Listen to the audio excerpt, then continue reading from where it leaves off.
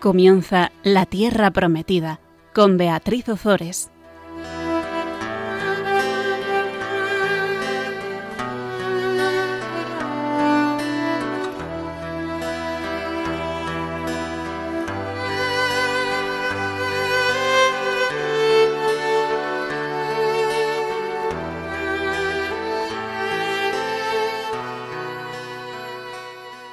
Buenas tardes, queridos oyentes de Radio María. Aquí estamos un viernes más con todos vosotros compartiendo la palabra de Dios. Fabián, buenas tardes. Buenas tardes, Beatriz.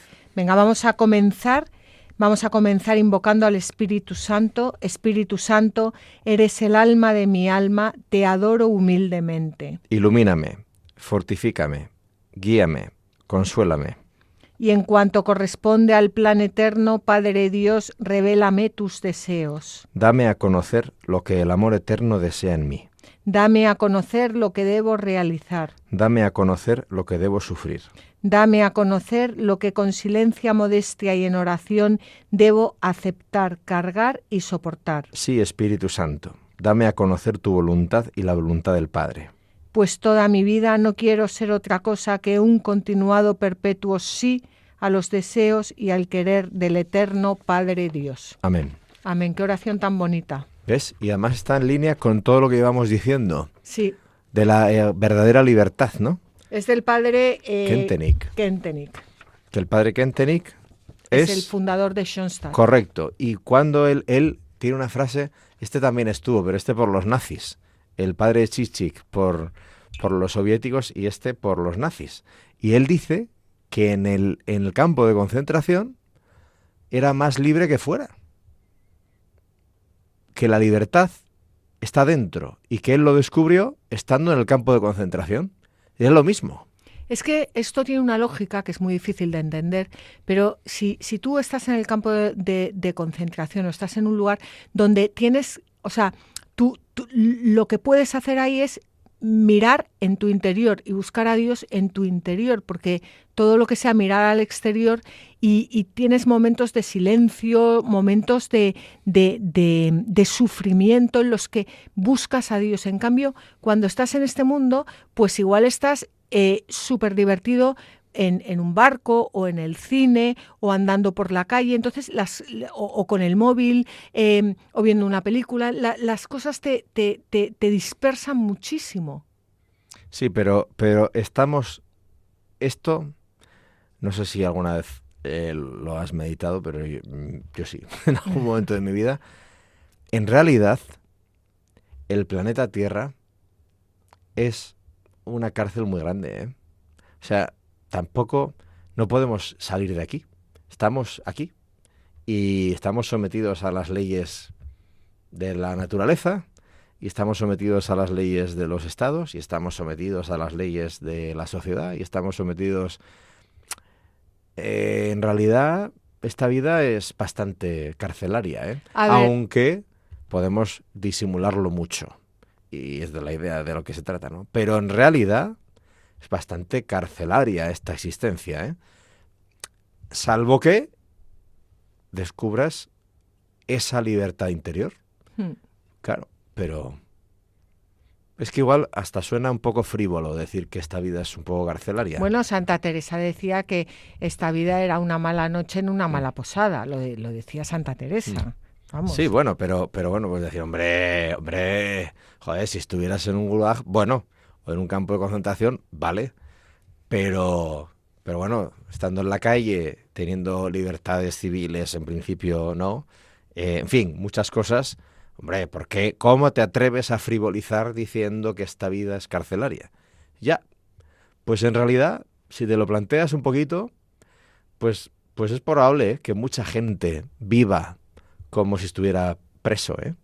Y que muchas personas que están metidas en un convento de clausura o que te están pasando por una enfermedad horrorosa sean mucho más libres. Oye, eso fue un descubrimiento que hice yo en la Trapa de Palencia hace unos años.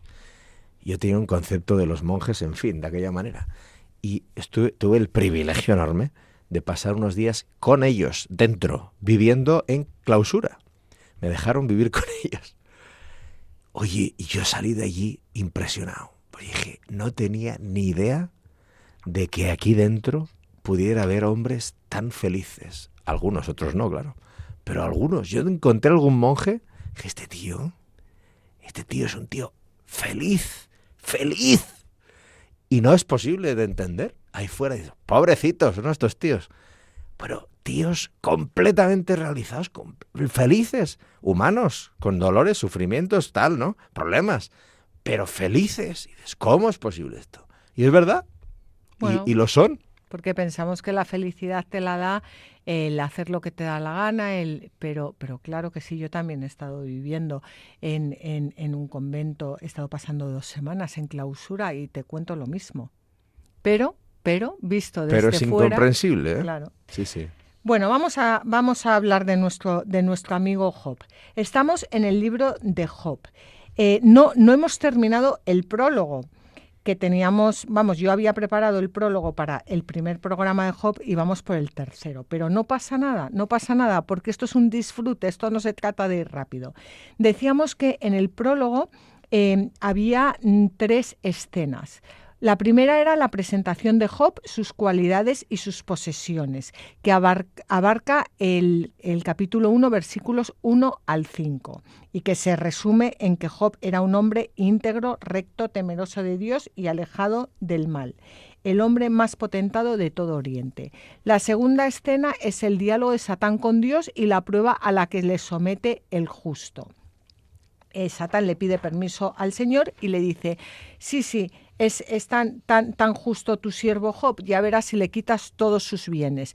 Y Dios se lo permite y le quita todos sus bienes, incluido a sus hijos. Y Job sigue bendiciendo al Señor. Y Satán vuelve y le dice, sí, bueno, ya verás si le atacas, o sea, si le quitas la salud.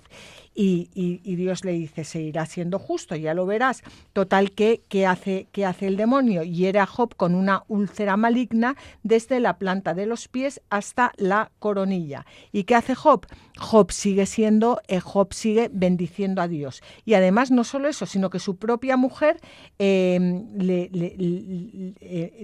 enfrenta a él y le dice, ¿todavía te mantienes firme en tu integridad? Maldice a Dios y muérete. Y Job sigue siendo fiel y le dices, mujer, hablas como la más necia de las mujeres. Y Job continúa sin cometer un pecado. Y ya hoy terminamos con la tercera escena, que es la llegada de los amigos a solidarizarse con Job, que es lo que vamos a leer a continuación, el capítulo 2, versículos 11 al 13.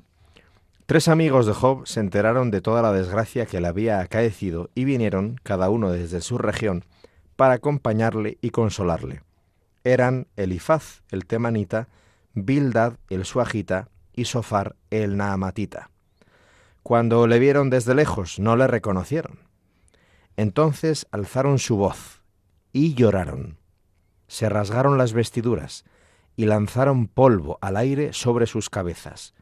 Se sentaron en el suelo junto a él durante 7 días y 7 noches sin decir una palabra, porque comprendían que el dolor de Job era muy intenso. Pues los amigos de Job, al contrario que su mujer, son presentados como sabios y educados. Saben medir sus gestos de compasión, como saben medir sus palabras en el debate que se planteará a continuación. Su comportamiento es correcto y los 7 días en silencio eran los que duraba el duelo por un difunto. O sea, imagínate cómo se encontraron al pobre Job, que le hacen un duelo como el que se hace por los difuntos. Bueno, le están acompañando también al duelo por sus hijos. Pero, y exacto, es como el duelo por él, aunque todavía esté vivo, ¿no? Sí. Le ven como muerto. Sí. O sea, como... Es impresionante la descripción, ¿eh? Se acercan, o sea, todavía le quedaban 3 amigos a Job. Veremos a ver cómo acaba la cosa. Pero eso, no le reconocieron. Le ven desde lejos y no le reconocieron. Sus amigos, ¿no? Qué fuerte. Sí. Entonces alzaron su voz y lloraron. Se rasgaron las vestiduras y lanzaron polvo al aire sobre sus cabezas. Se sentaron en el suelo y durante 7 días y 7 noches no dijeron palabra. Que está muy, muy bien descrito, ¿no? El dolor que están sufriendo por su amigo. El dolor y el horror, porque claro, el horror, sí. verás si... Bueno, pues aquí termina el prólogo propiamente dicho y pasamos ya a la parte de los discursos. Es la parte central y es la parte más importante del libro. Bueno, los discursos, los diálogos, compuestos en verso. Entonces se trata de un debate sobre el sufrimiento de un inocente que incluye a la vez cuestiones acerca de Dios, del ser humano y del orden del universo. El debate parece tener características unas veces académicas y otras veces es apasionado, reflejando la situación angustiosa de Job. Puesto que Job es presentado en el prólogo como un israelita piadoso, su diálogo con sabios extranjeros le convierte en figura y símbolo del pueblo de Israel sometido al imperio persa y a punto de perder la esperanza que había abrigado al calor de la enseñanza profética. Pensando en la situación del pueblo durante y después del destierro, surge la pregunta: ¿puede abandonar el Señor a su pueblo, que se ha mantenido fiel aún en las circunstancias más duras? ¿Puede oprimirle sin motivo? Esta es la pregunta constante que atañe tanto al pueblo de Israel como al hombre justo, como a cualquiera, ¿no? ¿Puede el Señor abandonarnos? Así es. Y en este apartado hay 4 grupos de discursos. El primer grupo es la lamentación de Job, que es con el que vamos a empezar ahora en el capítulo 3. El segundo grupo, el diálogo de Job con sus amigos, que van del capítulo 3 al 31. El tercero, la intervención de Eliú, de los capítulos 32 al 37. Y el cuarto, discursos del Señor, del capítulo 38 al 42. Empezamos con el primero, la lamentación de Job. El Job de esta parte del libro, el Job de los diálogos, se presenta muy distinto al Job que hemos visto en el prólogo. Ahora interroga y se muestra disconforme, plantea con crudeza el sentido de la vida cuando existe el sufrimiento y la impotencia del hombre para evitarlo. El primer versículo, que lo vamos a leer ahora, resume el tema de este largo monólogo de Job, la maldición del día de su nacimiento. La maldición del día de su nacimiento. Job va a maldecir el día de su nacimiento, y no solo eso, sino que va a proferir otras maldiciones en el curso de la narración. Y es importante que entendamos estas maldiciones como expresión de su dolor y no como una rebeldía, porque Dios nos lo presenta siempre como un gran ejemplo de paciencia. No sé si quieres añadir tú algo más, Fabián, antes de comenzar. Bueno, no, porque es que lo que estaba escuchando, ¿no?, con todo esto que estás describiendo, es lo que aborda Viktor Frankl en sus muchos libros, como psiquiatra y tal. Es el famoso autor de El hombre en busca de sentido, un psiquiatra en Auschwitz, ¿no? Y Frankl es teísta, él tiene una experiencia además muy, muy profunda, mística, casi, mística, sí, en los campos de concentración y al ser liberado y tal, y entonces él desarrolla una psiquiatría y una filosofía muy amigable con la fe, aunque él nunca llegó a bautizarse, ni fue cristiano como tal, ¿no? Pero tiene en un libro que se llama El hombre en busca de sentido último, editado en Herder, están recogidos algunos textos que él escribió sobre Jesucristo, que personalmente creo es el no cristiano que mejor ha hablado de Jesucristo y que está ahí. Bueno, yo en el cielo espero que el Señor nos permita vernos y disfrutar juntos del no estar ahí, sino en el ya, ¿no? Pero entonces él habla de todas estas cosas y está como Job, o sea, se queda ahí y no puede llegar al nombre de Jesús en la cruz, pero como Job, o sea, llega al acercamiento del libro de Job. Es muy, muy, muy interesante acercarse a Viktor Frankl y todo lo que él ha escrito, porque creo que además en estos momentos en los que hay tanta gente totalmente sin rumbo, es un autor, es un sabio para este tiempo, que puede aportar mucha luz, aunque no plena, pero muy avanzada, de lo que es vivir con sentido. Bien, pues vamos a comenzar ahora con el primer discurso, Lamentación de Job. Estamos en el capítulo 3 y vamos a leer los versículos 1 al 10. Después de esto, Job abrió su boca y maldijo el día de su nacimiento, diciendo: perezca el día que me vio nacer, la noche que dijo, un varón ha sido concebido. Que aquel día se convierta en oscuridad, que Dios desde arriba no lo tenga en cuenta, que nunca brille la luz sobre él. Que lo envuelvan tinieblas y sombras de muerte, que las nubes lo cubran y le aterrorice el sol eclipsado. Que la tiniebla se apodere de esa noche y no entre en el cómputo del año, ni en la cuenta de los meses. Que sea una noche estéril, sin gritos de júbilo. Que la maldigan los que maldicen el día, los que evocan al monstruo Leviatán. Que se apaguen las estrellas del alba, que espere la luz y no llegue, ni vea los parpadeos del amanecer, por no haber cerrado las puertas del vientre que me llevó y no haberme ahorrado ver tanta miseria. Bueno, pues hay un comentario una explicación de Fray Luis de León, que la voy a leer porque es que dices, bueno, Job, que era un hombre tan recto, tan justo, tan paciente, está diciendo todo esto. Entonces, Fray Luis de León responde y dice: muchos se trabajan en dorar estas maldiciones de Job y en excusarlas de culpa.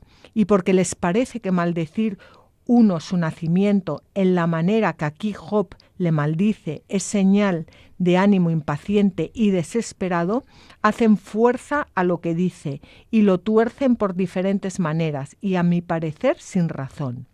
Persuádome yo que los que de estas palabras se asombran y le buscan salida, nunca hicieron experiencia de lo que la adversidad se siente, ni de lo que duele el trabajo, que si la hubieran hecho, ella misma les enseñara que no choca con la paciencia.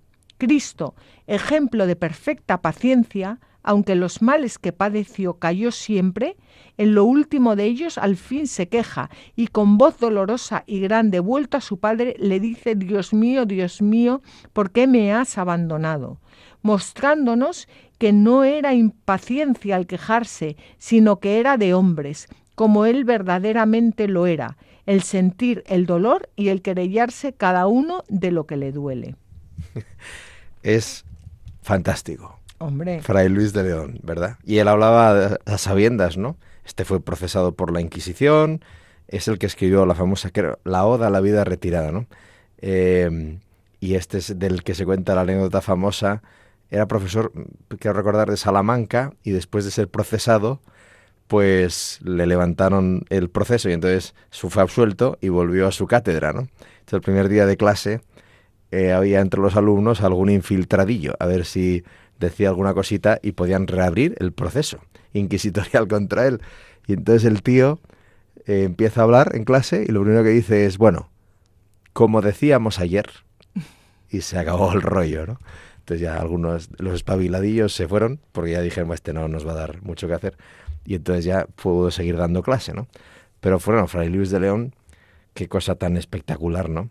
Si conociéramos nuestra herencia española, gente tan grande, ¿no?, que tenemos a nuestras espaldas, pues este, por ejemplo, ¿no?, que no es santo, pero podría, vamos, digo. Claro, y es lo que dice él, o sea, no suavices las palabras de Job, que sí, que está maldiciendo el día de su nacimiento, que es que el que no lo entienda es porque no entiende el sufrimiento que lleva al hombre a,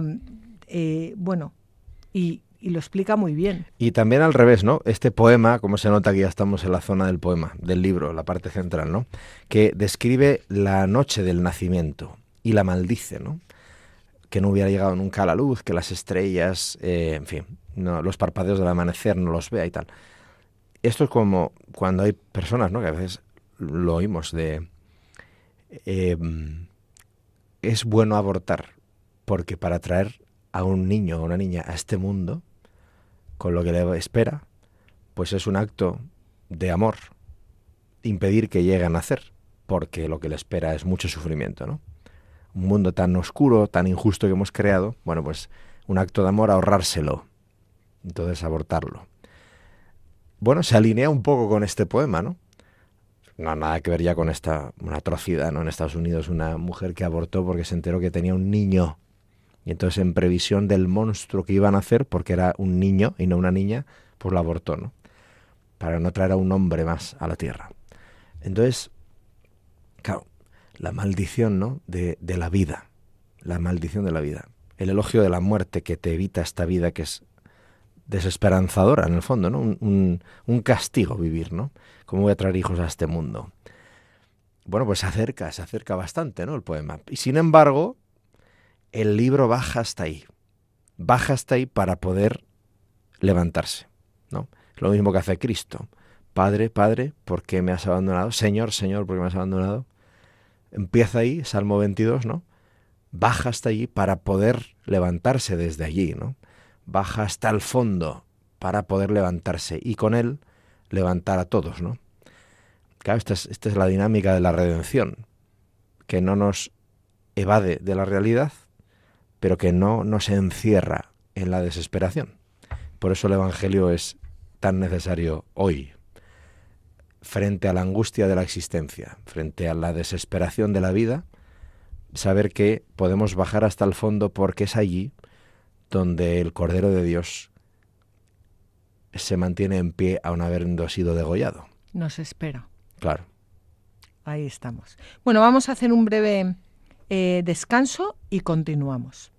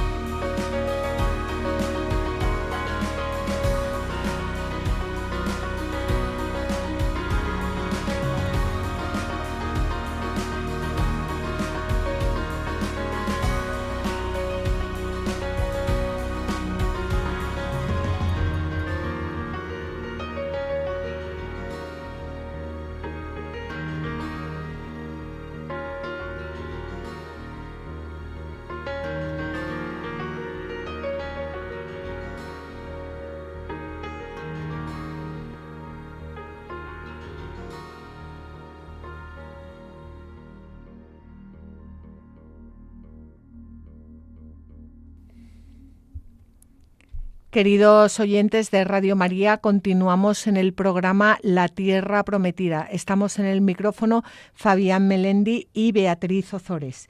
Hemos comenzado hoy el capítulo 3 del libro de Job y leíamos en la primera parte del programa los versículos 1 al 10 en el que Job maldice el día de su nacimiento. Y ahora a continuación vamos a leer preguntas retóricas y afirmaciones de Job que ponen en duda el sentido de la existencia de quien sufre, presentando la muerte como algo deseable, como lugar de descanso, como un sueño sin ruidos, ajeno al tumulto de los malvados o a los gritos del capataz. Es el lugar donde no hay diferencia, se igualan los súbditos más pobres con los reyes y los ricos, los pequeños con los grandes, los siervos con los amos. Es muy bonito todo esto que estamos leyendo, es precioso porque Job es cada uno de nosotros y es esa persona que sufre, que sangra, que llora sangre y agua, que está al límite y que no sabe cómo salir de ahí. Y es bonito porque al final vemos como Job se agarra, le pregunta a Dios, le quiere sacudir, quiere esperar una respuesta, pero porque en el fondo confía plenamente en él. Vamos a leer los versículos 11 al 19 del capítulo 3. ¿Por qué no perecí en el seno materno? ¿O no encontré la muerte al salir de las entrañas? ¿Por qué me acogieron las rodillas y los pechos me dieron de mamar? Ahora dormiría en silencio y descansaría en el sueño final, con los reyes y nobles de la tierra, que edificaron mausoleos que hoy son ruinas, con los príncipes que atesoraron oro y recubrieron de plata sus moradas. Ahora no existiría, como un aborto sepultado, como un niño que no llega a ver la luz. Allí los malvados ya no provocan tumulto, ni los exhaustos encuentran reposo.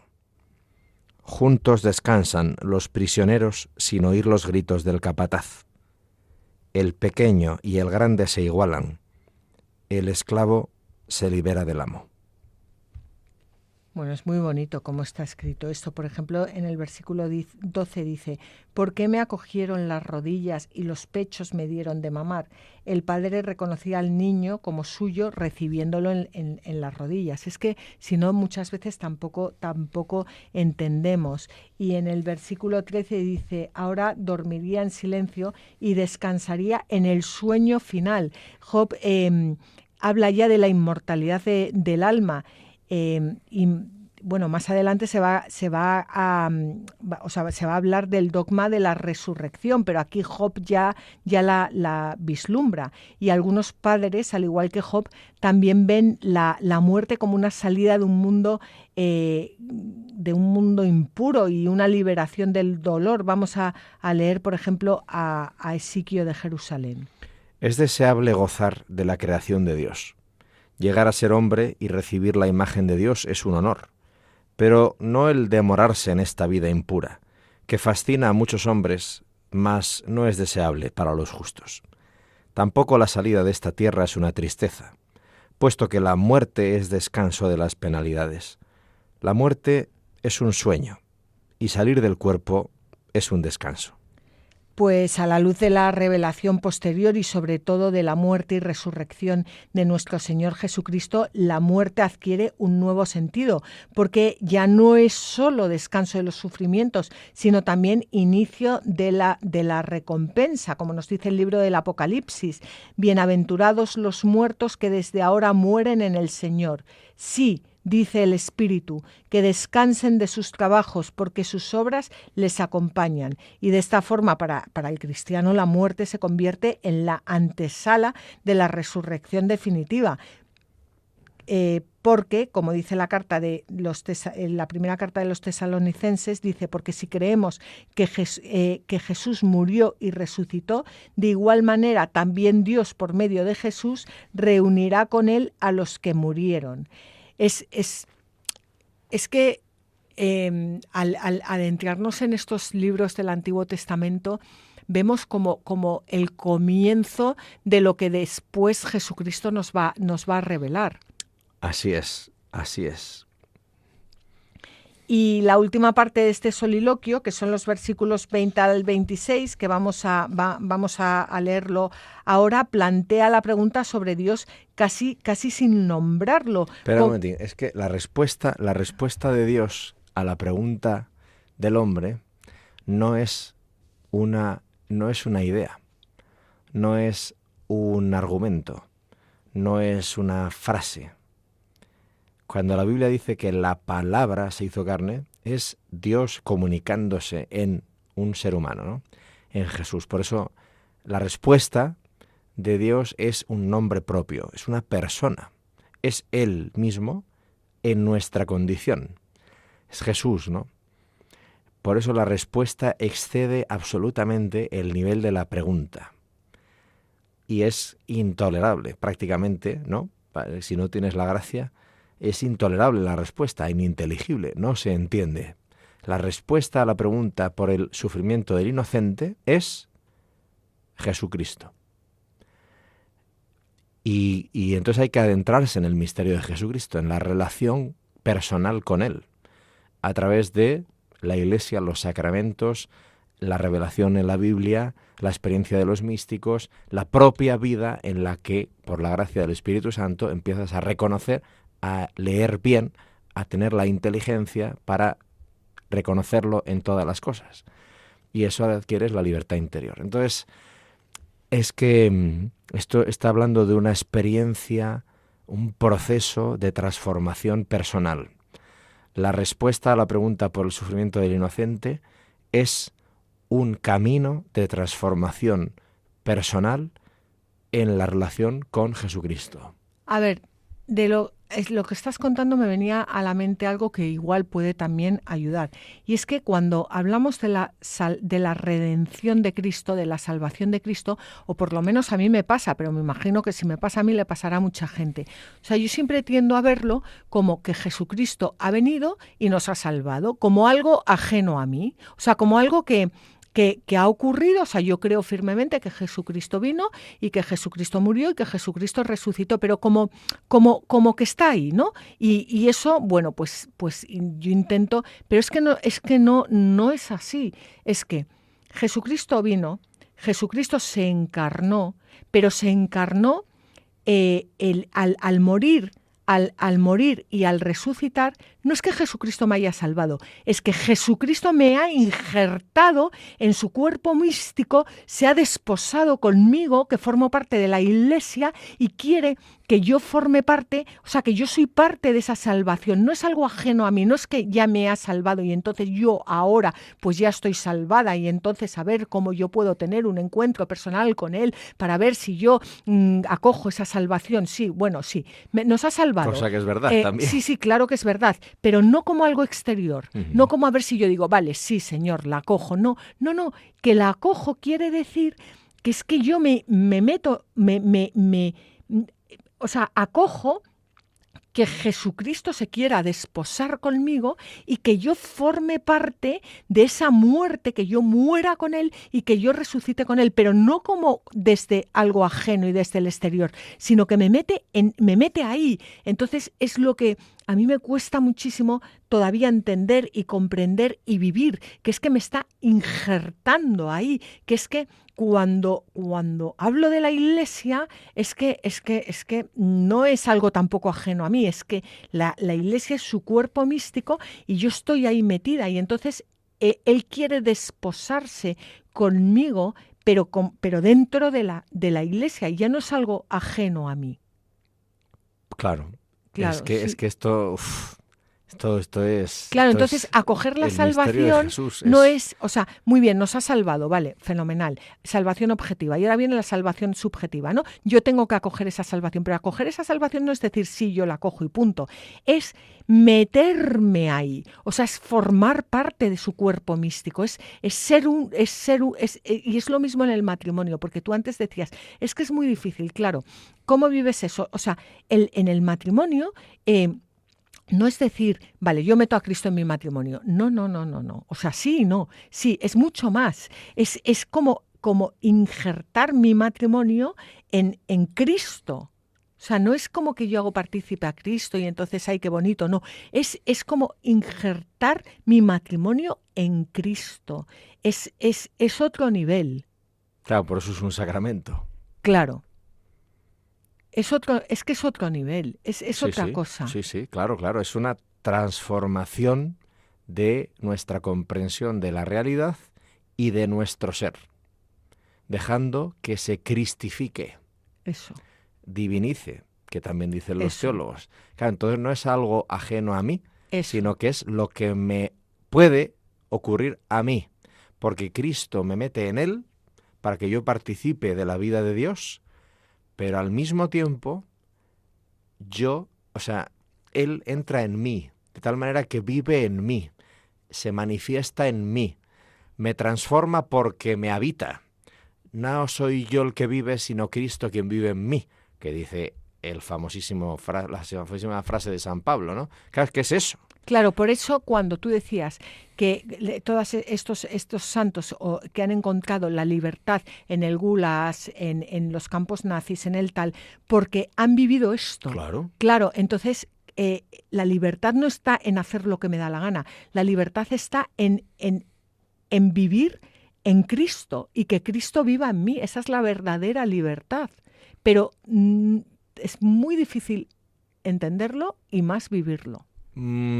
Es muy difícil de entender y de vivir cuando no estás en el proceso avanzado en la lógica, porque luego cuando ellos hablan, los que han vivido este proceso avanzado, de ello, lo quieren para todos. Es decir, en realidad estamos hechos para eso. Por supuesto. Pero estamos desapegados de eso por efecto del pecado.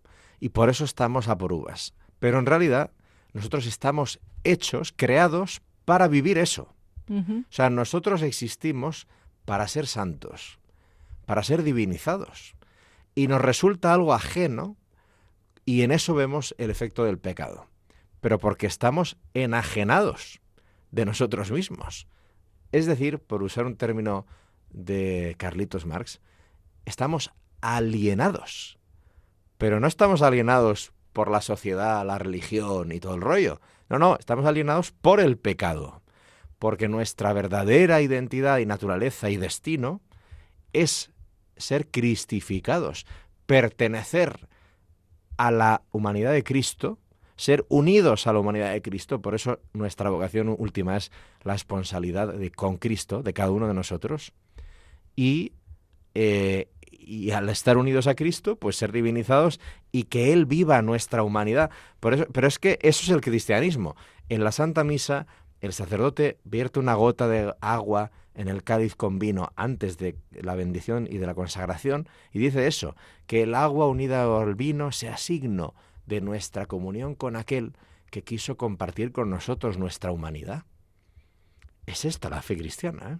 O cuando San Agustín dice a los cristianos que son el obispo y les dice, cristianos, tomad lo que sois, cuerpo de Cristo. Sed lo que sois, cuerpo de Cristo. Está diciendo esto. Efectivamente. O sea, no es ajeno a ti, no está fuera de ti. Lo dice San Ignacio de Loyola. Amarte a ti, Señor, en todas las cosas y a todas en ti, para que en todo reconociendo te ame y te sirva. En todo, en el bien, en el mal, en la enfermedad y en la salud, en la prosperidad y en la precariedad, en la vida larga, en la vida corta, como dice en el principio y fundamento, ¿no? En que me das o en que me quitas, bendito sea el nombre del Señor, que dice Job. No puede ser una cosa ajena a ti, porque está ocurriendo en ti. Entonces, eso es la fe cristiana. Claro, entonces... Y por eso es encarnacional la fe cristiana.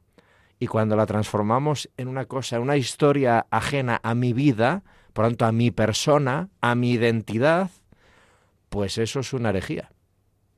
Sí, o un no terminar de entender. Bueno, exacto, sí, estar a por uvas, sí. Entonces, yo he estado meditando mucho, bueno, no me acuerdo cómo se llama, una carta que sacaron los obispos hace poco y que hubo muchísima controversia porque, bueno, por lo que fuera, ¿no? Y entonces yo, igual aquí me equivoco, pero no, creo que una de las cosas que pasó fue, o sea, los obispos hablaban de estos nuevos movimientos de la Iglesia como un poco como que tenían miedo a que había demasiado sentimentalismo, ¿no? Era algo así. Y bueno, hubo todo tipo de opiniones y todo tipo de tal, ¿no? Y entonces yo lo pensaba y yo decía, vamos a pensar bien de los obispos. Entonces vamos a pensar que están intentando expresar algo que les preocupa, pero sin tener que... Segundas intenciones, sí. Exacto. Y entonces yo pensaba, yo creo, bueno, igual estoy equivocada, pero bueno, que lo que quieren decir, creo, o eso he entendido yo, es que ahora es verdad que hay muchas realidades nuevas en la Iglesia y que todas son una maravilla, porque desde luego eso también lo decían, ¿no?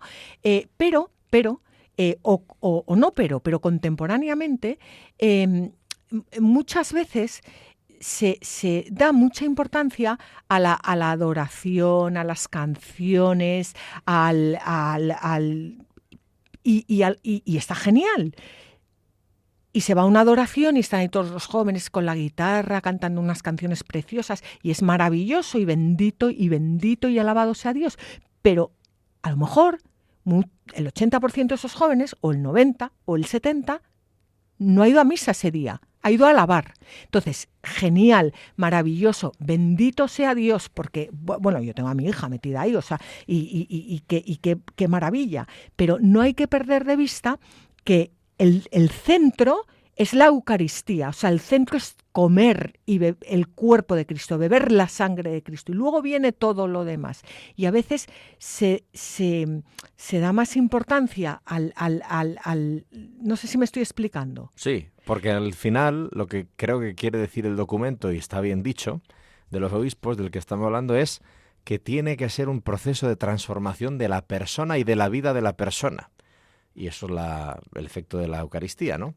Eso. Exacto. Como dice San Agustín, cuando yo tomo un alimento, yo transformo ese alimento en mí mismo, por eso me nutro. Pero al comulgar, yo como el cuerpo de Cristo, eso. Y es que me transformo en el cuerpo, me incorporo al cuerpo de Cristo. Soy yo el que es transformado, no el alimento, ¿no? Claro, y entonces es verdad. Tú vas a misa. Lo cual no excluye que está muy bien para empezar. Sí, todo lo demás. Pero tú vas a misa y entonces a la celebración de la Eucaristía y ves que en el altar pues a lo mejor hay una vela encendida o hay 3 y luego viene en la adoración y hay 85. Entonces dices, no. O sea, el centro es la Eucaristía y la adoración es consecuencia de la Eucaristía.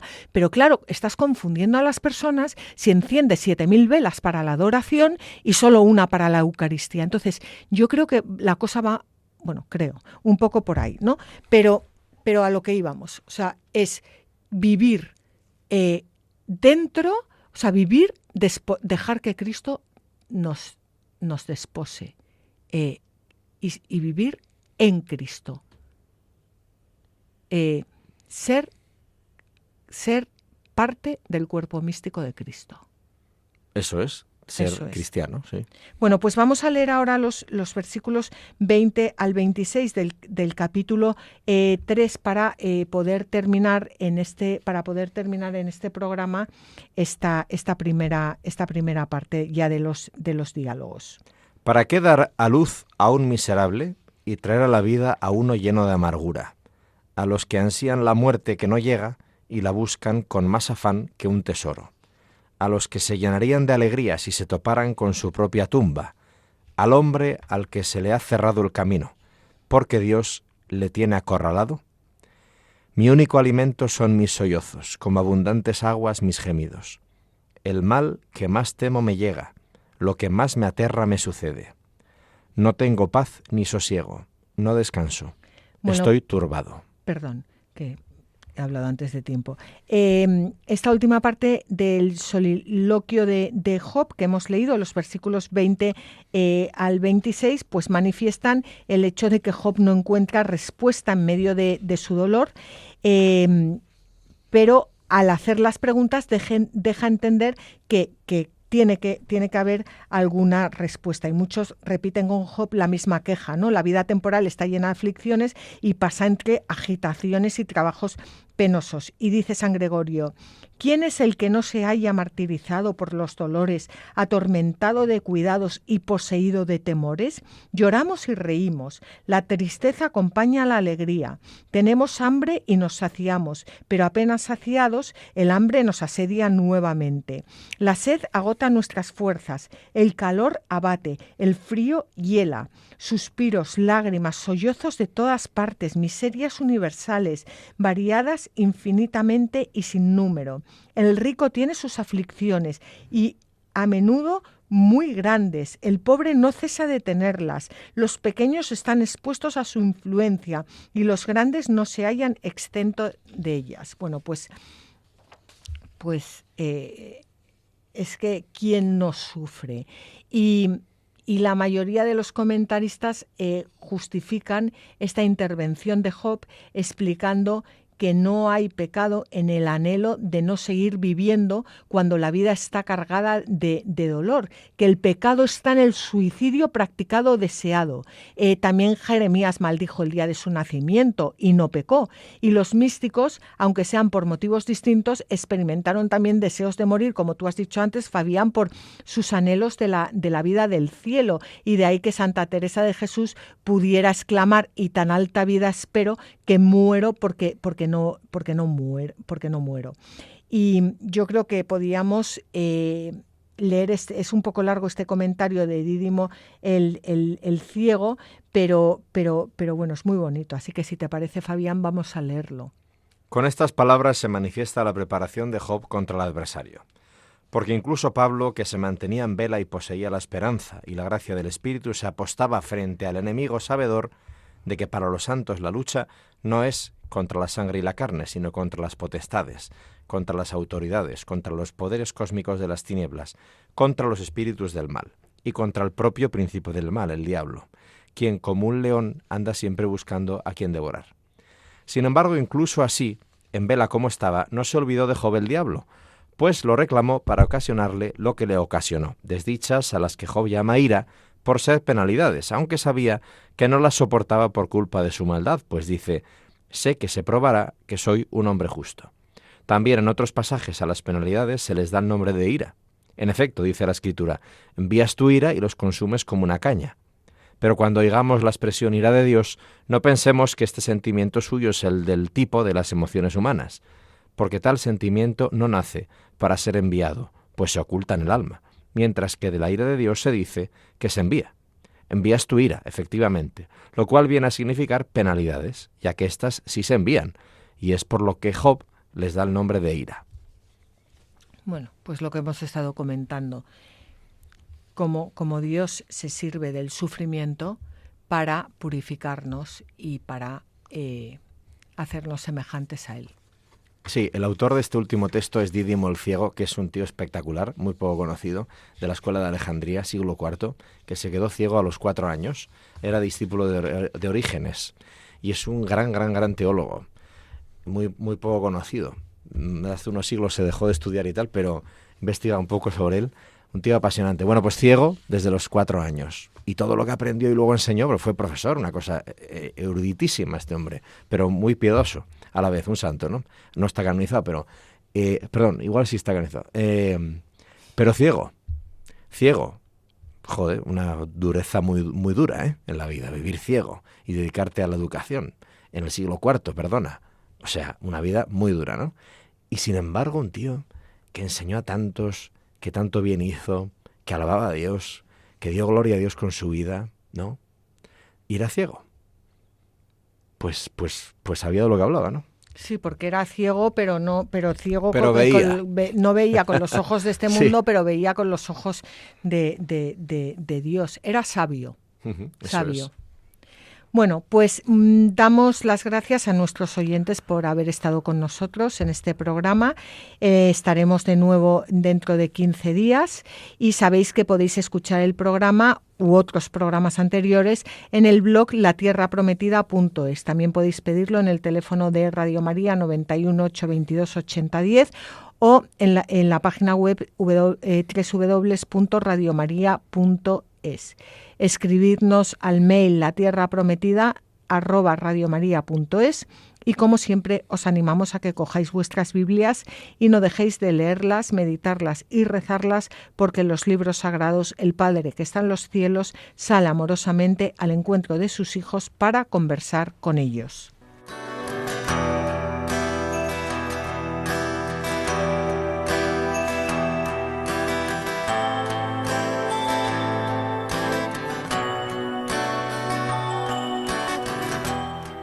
Así concluye La Tierra Prometida, con Beatriz Ozores.